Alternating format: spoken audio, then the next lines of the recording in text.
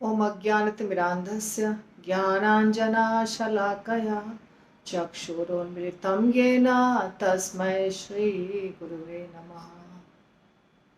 जय श्री कृष्ण चैतन्य प्रभु नित्यानंद श्री अद्वैत गदाधर शिवासादि गौर भक्तवृंद। हरे कृष्ण कृष्ण कृष्ण हरे हरे, हरे राम राम राम हरे हरे। ओम नमो भगवते वासुदेवाय, ओम नमो भगवते वासुदेवाय, ओम नमो भगवते वासुदेवाय। नारायणं नमस्कृत्य नरं चैव नरोत्तमं देवीं सरस्वतीं व्यासं ततो जयमुदीरयेत्। नष्टप्रायेषु भद्रेषु नित्यं भागवत सेवया भगवतीरुत्तमश्लोके भक्तिर्भवति नैष्ठिकी। कृष्णाय वासुदेवाय देवकी नंदनाय च नंदगोपकुमाराय गोविंदाय नमो नमः। Shrimad Bhagavatam canto third chapter 1 और टेक्स्ट नंबर 39 से विदुर जी प्रश्न पूछ रहे हैं उद्धव जी से। तो 39 नंबर में विदुर जी पूछते हैं, क्या अपने अन्य भाइयों के संरक्षण में रह रहे जुड़वा भाई कुशलता पूर्वक हैं? जिस तरह आंख पलक द्वारा सदैव सुरक्षित रहती है, उसी तरह वे प्रथा पुत्रों द्वारा संरक्षित हैं, जिन्होंने अपने शत्रु दुर्योधन के हाथों से अपना न्याय संगत साम्राज्य उसी तरह छीन लिया है, जिस तरह गरुड़ ने वज्रधारी इंद्र के मुख से अमृत छीन लिया था। तो विदुर जी एक एक करके हर व्यक्ति का समाचार पूछ रहे हैं उद्धव जी से।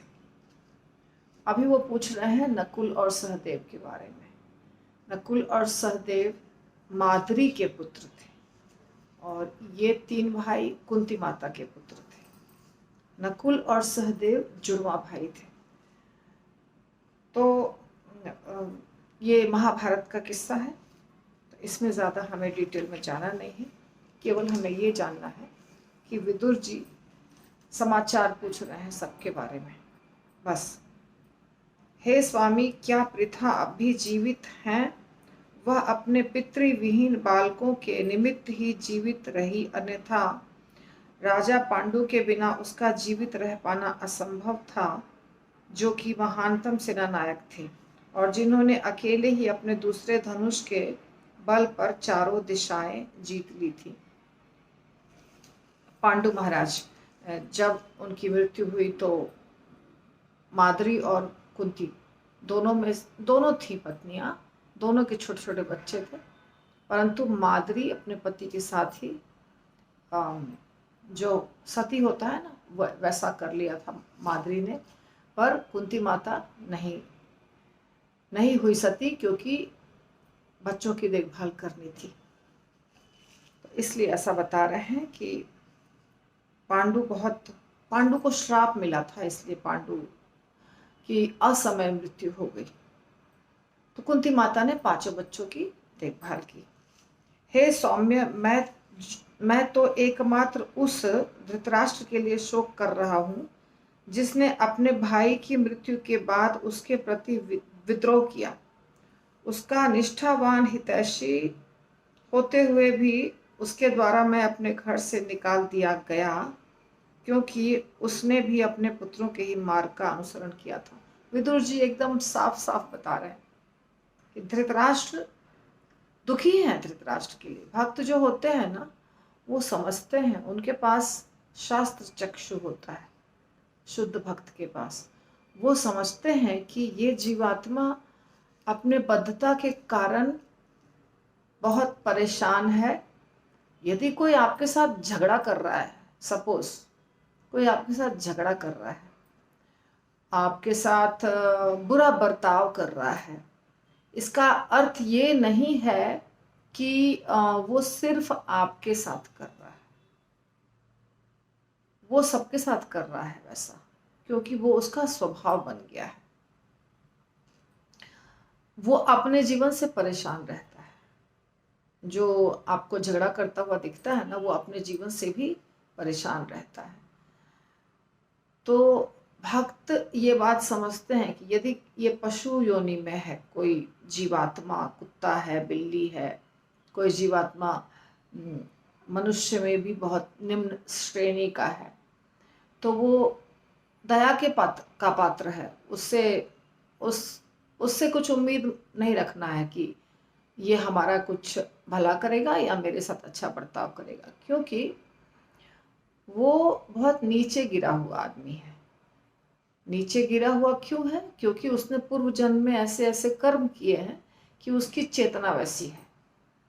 तो उसके लिए हमें दुखी होने की मतलब उससे कुछ उम्मीद करके अरे उसने मेरे साथ ऐसा बर्ताव किया तो हम बहुत दुखी हो गए, ये मूर्ख व्यक्ति करते हैं, बुद्धिमान नहीं करते। बुद्धिमान को पता है कि वो ऐसा क्यों कर रहा है, भक्त को पता होता है कि वो ऐसा क्यों कर रहा है, इसलिए उसके बारे में चिंता होती है, शोक होता है कि देखो वो ऐसा ऐसा कर रहा है, बुरा बर्ताव कर रहा है, उसकी आदतें बुरी हैं, मेरे साथ या सबके साथ बुरा बर्ताव कर रहा है, परंतु समझाने के बाद भी वो सुधरेगा नहीं, क्योंकि वो उसी गुण में है।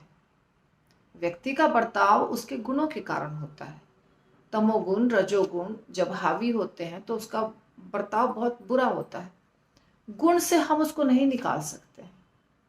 शिक्षा के द्वारा वो अपने गुण से ऊपर आएगा और साधना भक्ति के द्वारा वो अपने गुण से ऊपर आएगा, दूसरा रास्ता नहीं है।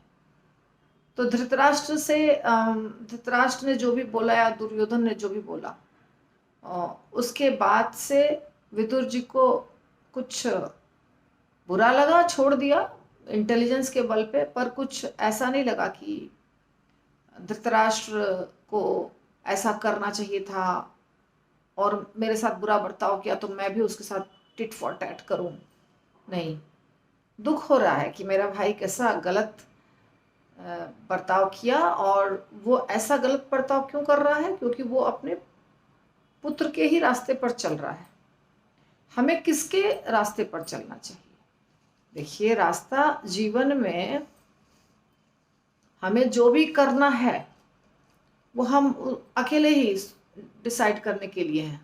मुझे मेरे जीवन का खुद सोचना है। हर व्यक्ति को अपने जीवन का खुद सोचना होता है। जीवन में 50 बार, सैकड़ों बार आपको डिसीजन लेना होता है कि अभी हम क्या करें। दुविधापूर्ण स्थिति रहती है, तो हमें किसको फॉलो करना है, किसके रास्ते पर चलना है, ये बहुत महत्वपूर्ण है। इसीलिए वहां अगर हमने गलत व्यक्ति को अपना आइडियल मान लिया या गलत व्यक्ति के बातों पर चले तो परिणाम और बुरा हो जाएगा। इसलिए कहा जाता है महाजनों ये न गतः सपन था। जिस पे महाजन चले हैं, जिस रास्ते पर महाजन चले हैं, उस रास्ते पर चलना चाहिए। 12 महाजन हैं श्रीमद् भागवतम के अनुसार, मतलब श्रीमद् भागवतम में जितने पात्र हैं उसमें 12 महाजन हैं। प्रहलाद महाराज हैं, भीष्म पितामह भी हैं, बलीर व्यासकी वयम एक श्लोका है, उसमें 12 महाजनों के नाम हैं। बली महाराज, व्यासदेव जी, और यमराज जी भी आई थिंक। तो 12 महाजन अभी मेरे पास, मुझे श्लोक याद नहीं है, नहीं तो मैं देख करके आपको बता देती। तो ये 12 जो महाजन हैं, उनके बताए हुए रास्ते पर हमको चलना चाहिए। वो जिस रास्ते का अनुसरण किए उसी रास्ते को हमको भी फॉलो करना चाहिए। किसी को भी फॉलो नहीं कर सकते। अगर किसी को भी फॉलो करेंगे तो फिर रिजल्ट बुरा हो जाएगा।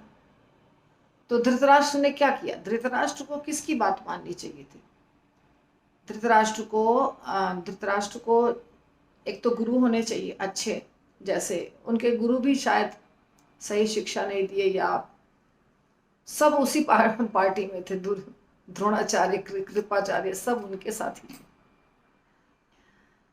तो गुरु सही होना चाहिए और गुरु के पास जाना चाहिए व्यक्ति को कि हम क्या करें, अभी परिस्थिति विषम है। फिर जो बहुत बड़े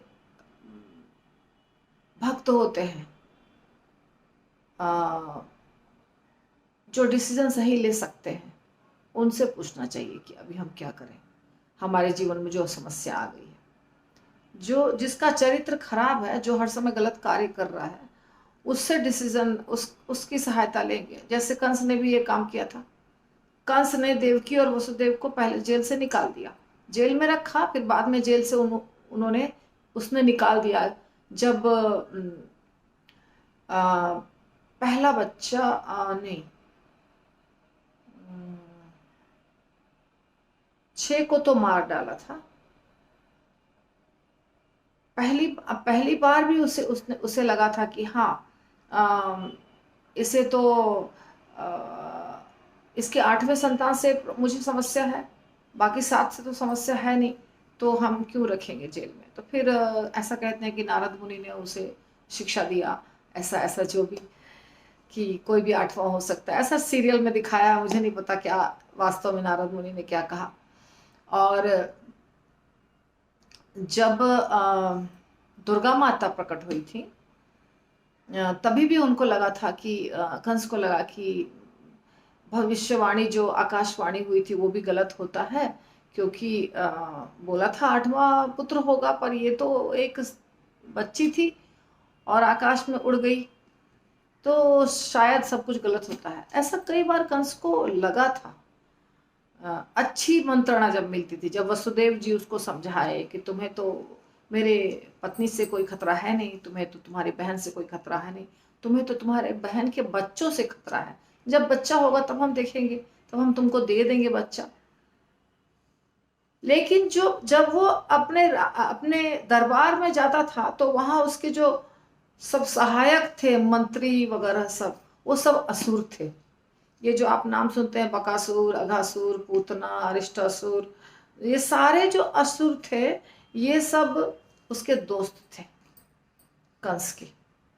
और जब इनके पास वो बैठ करके विचार विमर्श करता था, तो ये लोग कहते थे, अरे ऐसा थोड़ी होता है, कहीं कहीं ना कहीं तो वो बच्चा जन्म लिया है, उसको जाके मरवाओ किसी तरह से, नहीं तो वो तुमको मार देगा।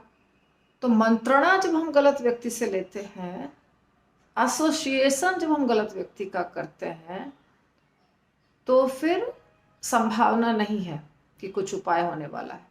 जैसे कैकेयी माता, हालांकि ठीक है, वो अलग बात है कि शास्त्रों में अलग अलग तरह से लिखा गया है, पर लीला जो हो रही है, वो लीला में ये था कि कैकेयी माता मंथरा की बात मानी। और मंथरा क्या थी? एक काम करने वाली नौकरानी थी, जो कैकेयी के ही मायके से आई थी। मायके, कैकेयी के मायके के बगल के गांव के, किस गांव से थी क्या पता, तो कैकेयी के मायके से आई थी। और उसने जो सिखाया, कैकेयी ने वो बात सुन ली, और देखिए कितना बड़ा हो गया कांड। तो जब हम मंत्रणा लेते हैं गलत व्यक्ति से, तो उसका परिणाम बुरा होता है। दुर्योधन था बहुत बड़ा दुष्ट, और धृतराष्ट्र जो दुर्योधन चाहता था वही करता था। यानी हम ये समझ सकते हैं दूसरे शब्दों में कि धृतराष्ट्र के मन में वो था पहले से ही ईर्ष्या वगैरह, और दुर्योधन के नाम पर दुर्योधन कर रहा था, इसलिए सपोर्ट करके अपने इच्छा की पूर्ति की धृतराष्ट्र ने। अन्यों द्वारा अलक्षित रहकर विश्व भर में भ्रमण करने के बाद मुझे इस पर कोई आश्चर्य नहीं हो रहा। भगवान के कार्यकलाप जो इस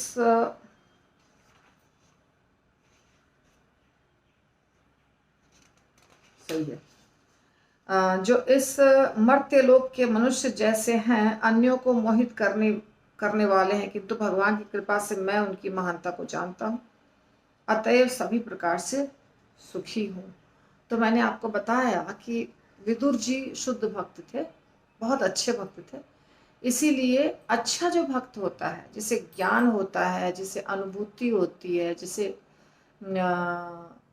जिसके पास शास्त्र चक्षु होता है। शास्त्र चक्षु में बार बार इसलिए बोलती हूँ कि जो शास्त्र में बताया गया है, उसी के अनुसार हमारी आंखें काम करनी चाहिए। अब भौतिक आंखें हैं हमारे पास, पर अगर भौतिक आंखों से हम कोई चीज को देखेंगे तो सही नहीं दिखाई देगा, क्योंकि आंखें क्या है, भौतिक है। परंतु यदि हम शास्त्र के अनुसार देखेंगे तो हमें सही चीज दिखाई देगी। शास्त्र अंधा नहीं है, शास्त्र भौतिक नहीं है। तो हमें हमेशा हर चीज को शास्त्र के अनुसार देखना चाहिए, उसी को कहते हैं शास्त्र चक्षु। तो विदुर जी शुद्ध भक्त थे, शास्त्र चक्षु था, इसलिए विदुर जी हर चीज को सही देखते थे, सही तरीके से देखते थे। तो विदुर जी कह रहे हैं कि भगवान की बहुत कृपा है, मैं जानता हूं कि कृष्ण भगवान है, वो जो भी लीलाएं कर रहे हैं वो लीलाएं हर व्यक्ति को समझ में नहीं आ रही, क्योंकि वो मनुष्य के जैसे दिखते हैं। इस मृत्यु लोक पर जब भगवान आते हैं तो वो मनुष्य के समान लीलाएं करते हैं और मनुष्य के जैसे उनका शरीर दिखता है। 2 हाथ है, 2 पैर है, 2 आंखें हैं, ये तो हमारे जैसा दिख रहा है, तो बिल्कुल नॉर्मल मनुष्य की तरह दिखते हैं। इसलिए हर व्यक्ति उनको भगवान नहीं समझ पाता है। कौन समझता है वो भगवान है? जिसके पास भक्ति है। प्रेमांजन छुरित भक्ति विलोचनेन संतः सदैव हृदयेषु विलोकयन्ति। तो यदि हमारे पास प्रेम भक्ति वाली आंखें रहेंगी तो हम देख पाएंगे भगवान को भगवान के रूप में। विदुर जी के पास थी, इसलिए वो देख पा रहे थे। भगवान होते हुए भी तथा पीड़ितों के दुख को सदैव दूर करने की इच्छा रखते हुए भी वे कुरुओं का वध करने से अपने को बचाते रहे। यद्यपि वे देख रहे थे कि उन लोगों ने सभी प्रकार के पाप किए हैं, और यह भी देख रहे थे कि अन्य राजा 3 प्रकार के मिथ्या गर्व के वश में होकर अपनी प्रबल सैन्य गतिविधियों से पृथ्वी को निरंतर शुद्ध कर रहे हैं। तो भगवान इसीलिए आए ही थे, परित्राणाय साधूनां विनाशाय च दुष्कृतां धर्म संस्थापनार्थाय संभवामि युगे युगे।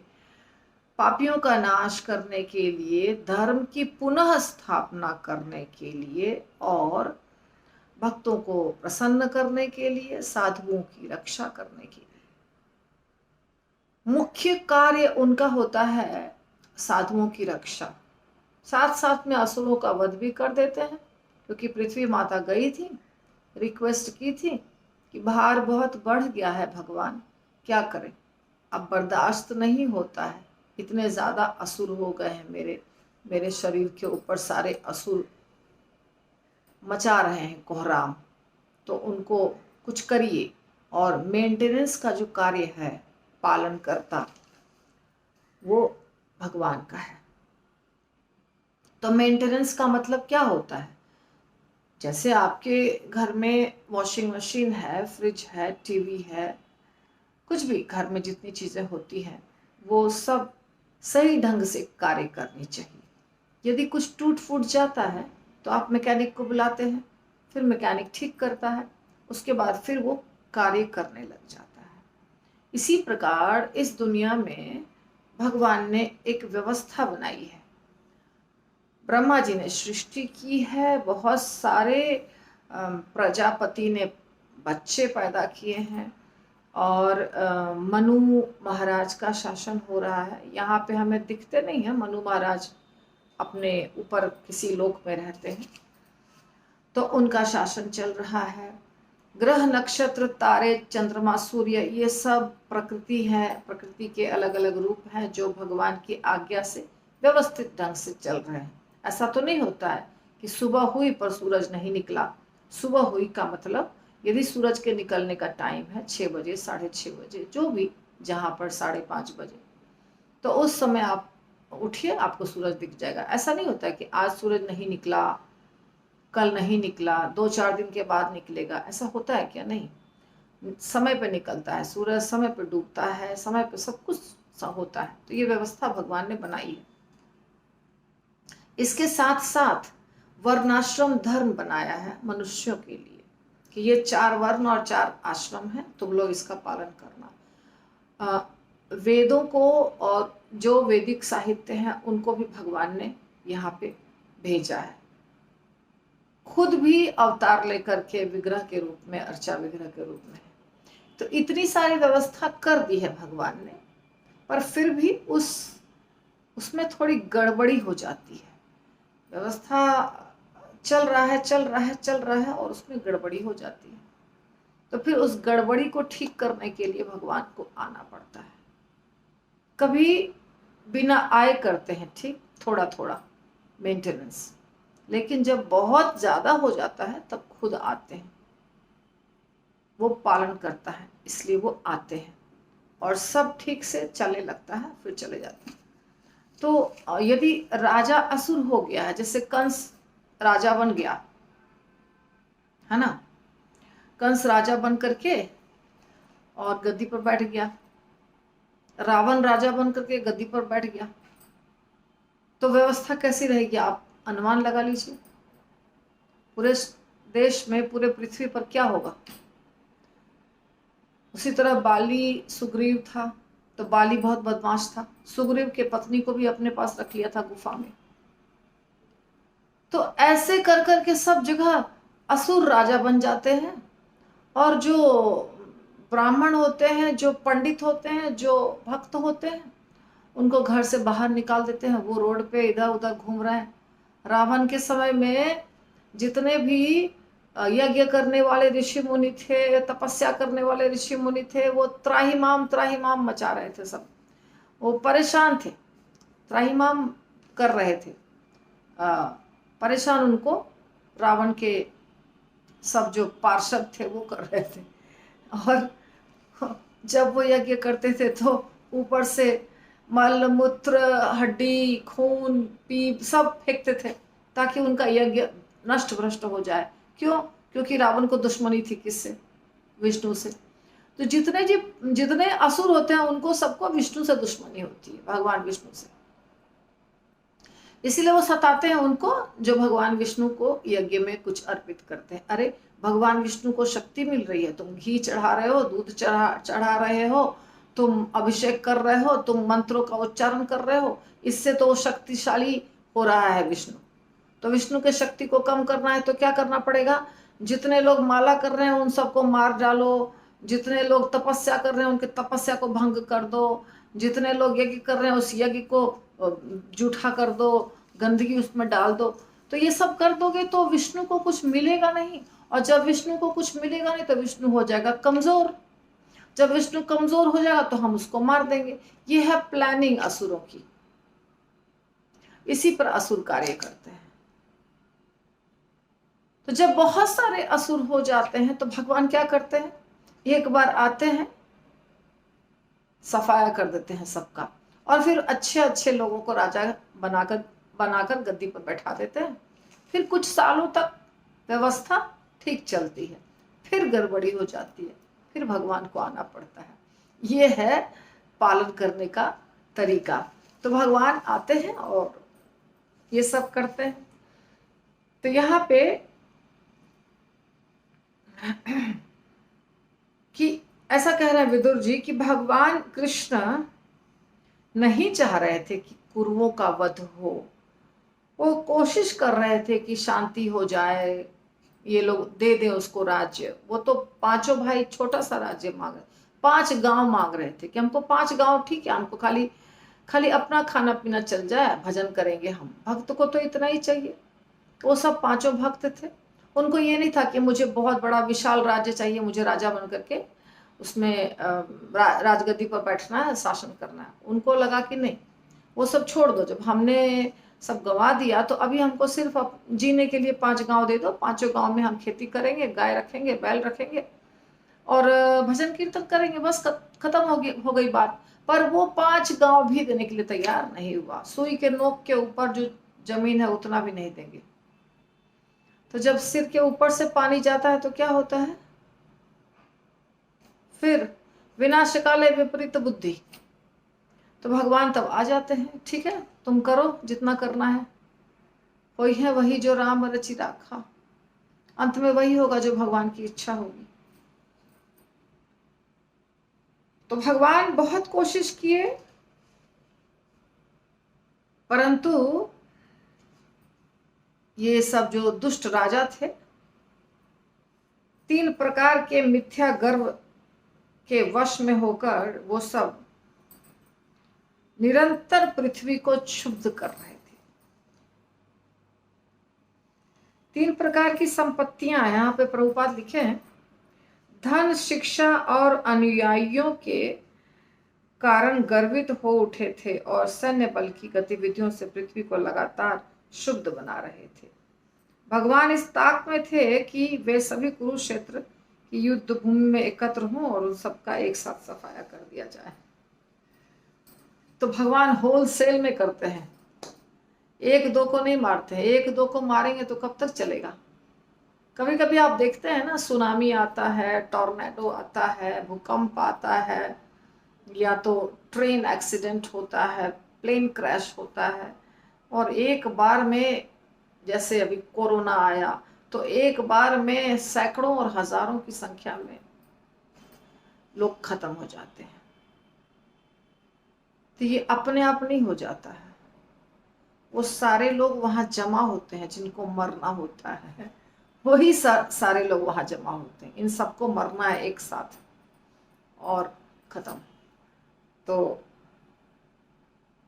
ये सब भगवान की प्लानिंग है, इसमें कोई आश्चर्य की बात नहीं है। भगवान का प्राकट्य दुष्टों का संहार करने के लिए होता है। उनके कार्य दिव्य होते हैं और समस्त व्यक्तियों के जानने के लिए ही किए जाते हैं। अन्यथा समस्त भौतिक गुणों से परे रहने वाले भगवान का इस पृथ्वी में आने का क्या प्रयोजन हो सकता है। विदुर जी कह रहे हैं कि ये भगवान क्यों प्रकट होते हैं, दुष्टों का संहार करने के लिए। भगवान के कार्य दिव्य होते हैं। ये सब भगवत गीता में कहा क्या है, जन्म कर्म च मे दिव्यम। भगवान स्वयं कह रहे हैं जन्म कर्म च मे दिव्यम। अन्यथा भगवान समस्त गुणों से, समस्त भौतिक गुणों से परे रहने वाले भगवान का इस पृथ्वी में आने का क्या प्रयोजन हो सकता है।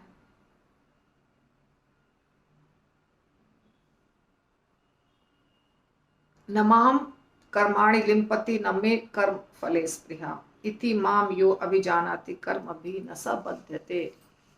नमाम कर्माणि लिम्पति, भगवान कहते हैं मुझे कोई भी कर्म बांधता नहीं है।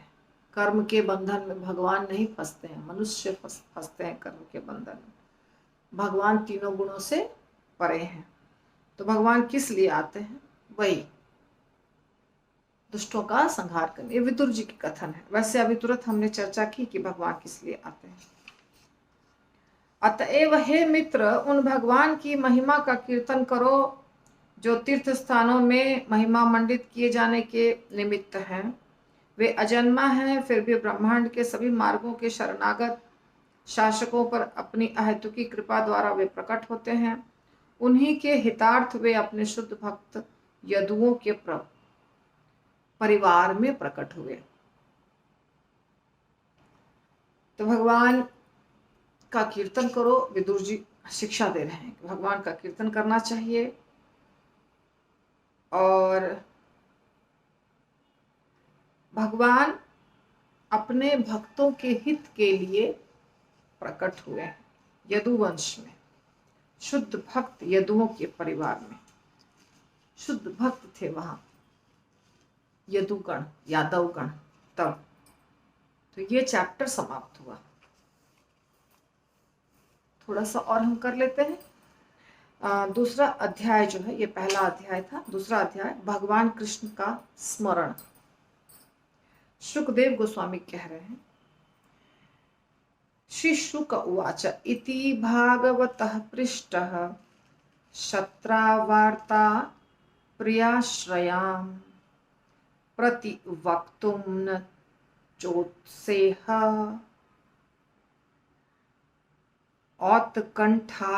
औत्कण्ठयात स्मरति ईश्वरः। मैं श्लोक को गा करके नहीं बोलती हूँ। ये मेरी कमजोरी समझिए, जो समझिए, क्योंकि उसमें बहुत टाइम जाएगा गाने में, इसलिए गाती नहीं हूँ। श्लोकों को ध्यान से पढ़ना पड़ेगा। पर जो 2 लाइन के श्लोक होते हैं उसका अलग तरीका होता है गाने का, और जो 4 लाइन के श्लोक होते हैं उसका अलग तरीका होता है गाने का। ये जो 2 लाइन के श्लोक होते हैं उसका है, जैसा भगवत गीता में बोलते हैं। भगवत गीता में 4 लाइन के श्लोक कम है, 2 लाइन के श्लोक ज़्यादा है। यहाँ पर 4 लाइन के ज़्यादा हैं, 2 लाइन के कम है, पर है यहाँ भी। तो ये है पढ़ने का तरीका। अच्छा लगता है लोगों को पढ़ना, लेकिन मुझे है जल्दी जल्दी ख़त्म करना, इसलिए मैं पढ़ने में ज़्यादा समय नहीं लगाती हूँ। तो सुखदेव गोस्वामी कह रहे हैं, जब विदुर ने महान भक्त उद्धव से प्रियतम यानी कृष्ण का संदेश कहने के लिए कहा, तो भगवान की स्मृति के विषय में अत्यधिक चिंता के कारण उद्धव तुरंत उत्तर नहीं दे पाए। तो इतना सारा प्रश्न पूछा विदुर जी ने, उद्धव जी चुपचाप सुन रहे थे। कुछ लोगों की आदत होती है सुनते कम है बोलते ज़्यादा है, पर कुछ लोग होते हैं जो बोलते बहुत कम है सुनते ज़्यादा है। सुनना एक बहुत बड़ी कला है, लेकिन सुनना बहुत आवश्यक है। यदि आप सुनते नहीं हैं ठीक से तो कभी ज्ञान को आत्मसात नहीं कर पाएंगे, क्योंकि हमारे सामने जो व्यक्ति होता है वो जब बोल रहा होता है तो उसको ध्यान से अंदर करना चाहिए। किसी बेवकूफ़ की बातों को नहीं। होशियार व्यक्ति यदि कुछ बोल रहा है, जो हमसे ज़्यादा ज्ञानी है, जो हमसे ज़्यादा अनुभवी है, उस व्यक्ति के बात को ध्यान से सुनना चाहिए। कोई अगर गॉसिप कर रहा है तो उसे ध्यान से नहीं सुनना चाहिए। तो विदुर जी प्रश्न पूछ रहे थे उद्धव जी से, पर उद्धव जी कृष्ण के ही बारे में सोच रहे थे, और कृष्ण के बारे में इतना सोच रहे थे, इतना ध्यान से, कि वो कुछ बोल नहीं पा रहे थे।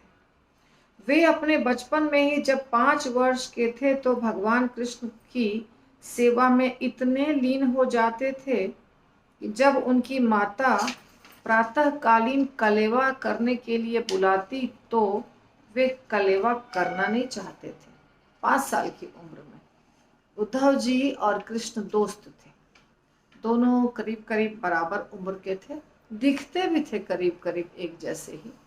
तभी गोपियों को लगा था, जब उद्धव जी आए थे तो गोपियों को लगा कि ये तो लगता है कृष्ण ही आ गए, पर नज़दीक जब आए तब उनको पता चला ये कृष्ण नहीं है, ये उद्धव जी है, दूसरे कोई है।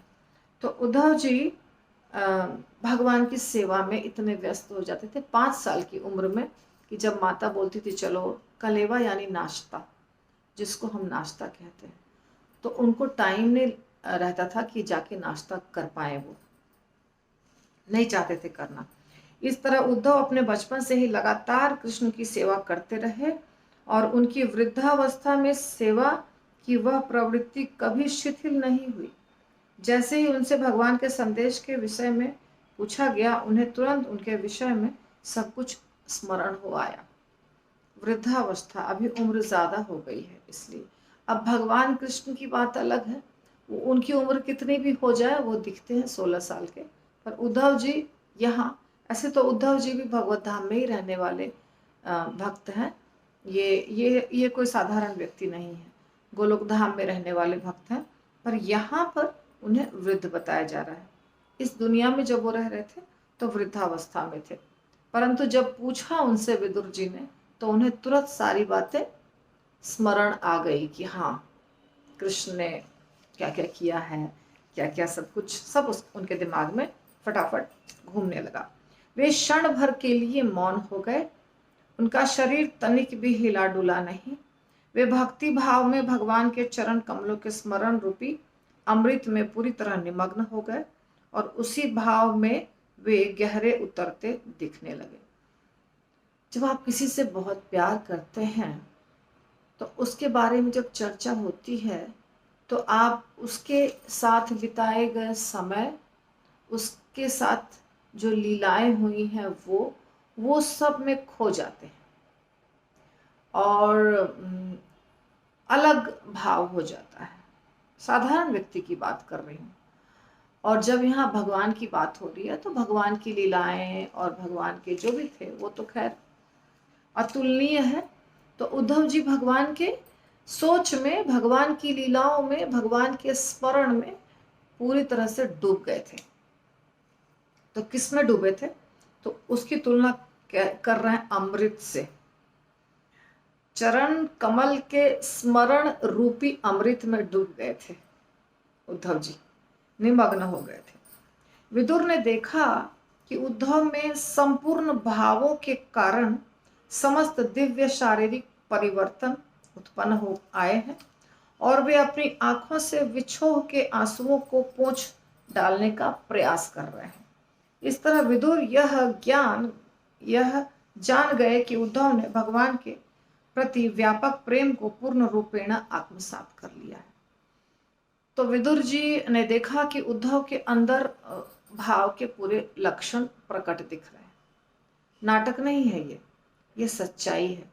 जब कोई भक्त रियल, आजकल के ज़माने में ऐसे भक्त नहीं दिखेंगे, लेकिन जब भी होते होंगे तो जब रियल प्रेम होता है सच्चा, तब भाव प्रकट होते हैं। तो विदुर जी देखकर जान गए। चैतन्य महाप्रभु के लीला में ऐसा बहुत बार भक्तों ने अनुभव किया था। चैतन्य महाप्रभु तो भगवान ही थे, पर उनके जो पार्षद थे उनके भी साथ, जैसे सनातन गोस्वामी, रूप गोस्वामी, ये सब भी भाव स्तर पे पहुंच जाते थे। तो शुद्ध भक्त होना आवश्यक है, तभी उनके अंदर भाव प्रकट होते हैं।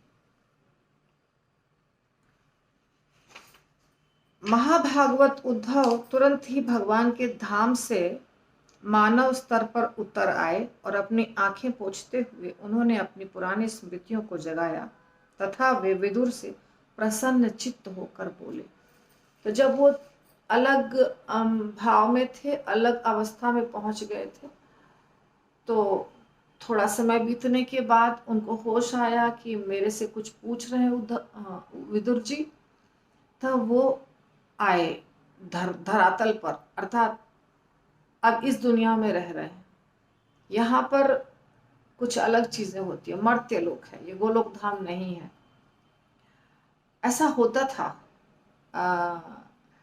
बलराम जी, कृष्ण या रामचंद्र जी, सीताराम, लक्ष्मण, हनुमान, ये सब जब लीला करने आते हैं ना, तो कई बार भूल जाते हैं। भगवान तो नहीं भूलते हैं, कृष्ण तो नहीं भूलते हैं, पर दूसरे पार्षद उनके भूल जाते हैं कि हम अभी कहाँ हैं, हमारा क्या कार्य है। और तब उन्हें याद दिलाते हैं भगवान कि तुम कौन हो वास्तव में और तुम्हारी यहाँ पे क्या सेवा है। तो इसके बाद वो सेवा ठीक से होती है। तो दो दृष्टिकोण होता है।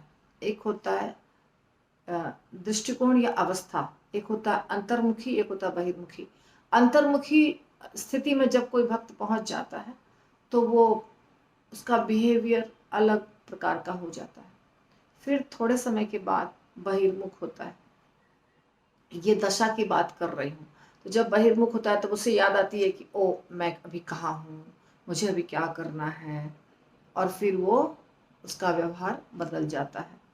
हाँ, अभी हम तो प्रभुपाद जैसे थे, बहुत बड़े भक्त, शुद्ध भक्त, तो प्रभुपाद तो भाव में आ ही जाते थे, लेकिन लोगों को, जो भक्तगण थे, उनके शिष्य थे, लोगों को कुछ पता नहीं चले, इसलिए वो अपने भाव को छिपाते थे। यदि प्रभुपाद भाव प्रकट करते रोने का या कुछ ऐसा, तो बस उनके रास्ते पे सब चलने लगते और सबके अंदर आपको ये दिखाई देता। ये प्रभुपाद नहीं चाहते थे, इसीलिए प्रभुपाद कभी किसी के सामने प्रकट नहीं होने देते थे, अगर वो भाव में होते थे तो भी, जानबूझ करके। हमारे संप्रदाय में ये शिक्षा नहीं दी गई है कि आप व्यासासन पर बैठ के प्रवचन देते देते रोने लग जाएं। ये नहीं शिक्षा दी गई है, नहीं। हमें ये सिखाया गया है कि आपको दास भाव में रहना है और सेवा करनी है। तो उद्धव जी अब बोलना शुरू करते हैं। उद्धव जी कहते हैं, हे विदुर, संसार का सूर्य कृष्ण अस्त हो चुका है और अब हमारे घर को काल रूपी अजगर ने निगल लिया है। मैं आपसे अपनी कुशलता के विषय में क्या कह सकता हूँ। तो भगवान लीला समाप्त करके जा चुके थे, इसीलिए उद्धव जी इतना ज़्यादा दुखी थे, या समझिए डूब गए थे चिंता में, स्मृतियों में। भगवान की जो लीलाएं हुई थी सब उसकी याद में उद्धव जी बिल्कुल निमग्न हो गए थे। तो उद्धव जी ने कह दिया विदुर जी को कि अब संसार का सूर्य कृष्ण अस्त हो चुका है। कृष्ण की तुलना सूर्य से की जा रही है। सूर्य मर नहीं जाता है। सूर्य मरता है क्या? नहीं। हर दिन सवेरे पूरब दिशा में प्रकट होता है और हर दिन शाम को पश्चिम दिशा में चला जाता है, प्रवेश कर जाता है। ऐसा लगता है कि नीचे कुछ है, वहां वो घुस जाता है, फिर दूसरे दिन फिर वो प्रकट हो जाता है ना। तो इसको कहते हैं क्या? सूर्य को कोई नहीं कहता है कि रोज सूरज मर जाता है, रोज सुबह सुबह सूरज जन्म लेता है, शाम को सूरज मर जाता है, ऐसा कहता है कोई? क्या कहता है? सूरज सवेरे प्रकट होता है, या तो राइजेस यानी निकलते हैं, सूरज उगता है भी बोला जाता है, और शाम को डूबता है या शाम को अप्रकट हो जाता है। तो इसी प्रकार भगवान कृष्ण प्रकट होते हैं और अप्रकट होते हैं, सूर्य की तरह। सूर्य कैसे प्रकट और अप्रकट होता है? मरता नहीं है। वैसे भगवान मरते नहीं है, भगवान प्रकट होते हैं और अप्रकट होते हैं। समस्त लोकों समेत यह ब्रह्मांड अत्यंत अभागा है। यदुकुल के सदस्य तो उनसे भी बढ़कर अभागे हैं, क्योंकि वे श्री हरि को भगवान के रूप में नहीं पहचान पाए, जिस तरह मछलियां चंद्रमा को नहीं पहचान पाती। तो उद्धव जी को सब पता है कि कैसे कैसे क्या हुआ, कैसे कैसे भगवान समाप्त किए लीला को, उनका वंश पूरा का पूरा समाप्त हो गया। इसलिए उद्धव जी कह रहे हैं कि ये ब्रह्मांड अभागा है और यदुकुल के सदस्य अभागे हैं, क्योंकि वो भगवान को पहचान नहीं पाए, जिस तरह मछलियां चंद्रमा को नहीं पहचान पाती। चंद्रमा का तो प्रकाश आता है, तो मछलियों को क्या पता चलेगा कि चंद्रमा क्या चीज है। इसी प्रकार उनके भगवान के बच्चे भगवान को नहीं पहचान पाए कि वो कौन है। यदुगण अनुभवी भक्त, विद्वान तथा मनोवैज्ञानिक अध्ययन में पटु थे। इससे भी बड़ी बात यह थी कि वे सभी लोग समस्त प्रकार के विश्रामों में भगवान के साथ रहते थे, फिर भी वे उन्हें केवल उस ब्रह्म के रूप में जान पाए जो सर्वत्र निवास करता है।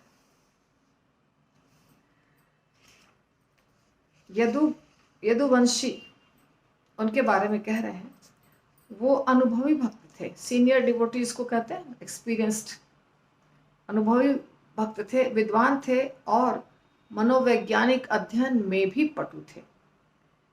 इस भगवान के साथ हर समय रहते थे, सदैव। परंतु फिर भी वे समझ नहीं पाए कि कृष्ण परम भगवान है। वो क्या समझे?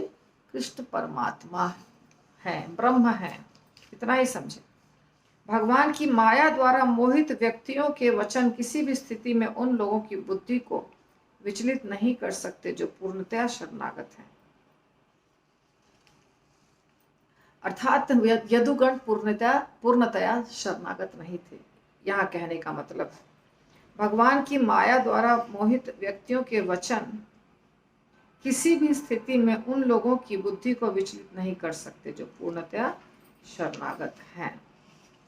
भगवान श्री कृष्ण जिन्होंने पृथ्वी पर सबों की दृष्टि के समक्ष अपना नित्य स्वरूप प्रकट किया था, अपने स्वरूप को उन लोगों की दृष्टि से हटाकर अंतर्धान हो गए जो वांछित तपस्या न कर सकने के कारण उन्हें यथार्थ रूप में देख पाने में असमर्थ थे।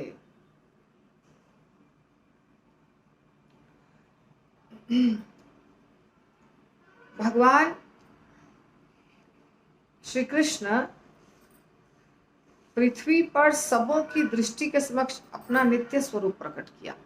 भगवान कृष्ण जब आए इस द्वापर में तो वो गोलोक धाम से आए थे, पूर्ण पुरुषोत्तम भगवान कृष्ण, स्रोत सबके स्रोत, और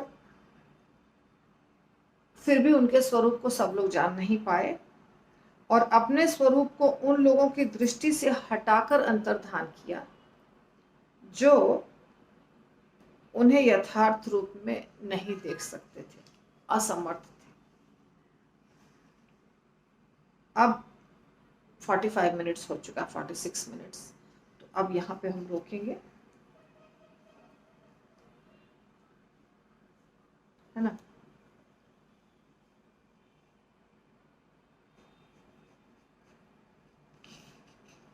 श्रील प्रभुपाद की जय। ग्रंथराज श्रीमद् भागवतम की जय। निताई गौतमानंदे हरि हरि बोल।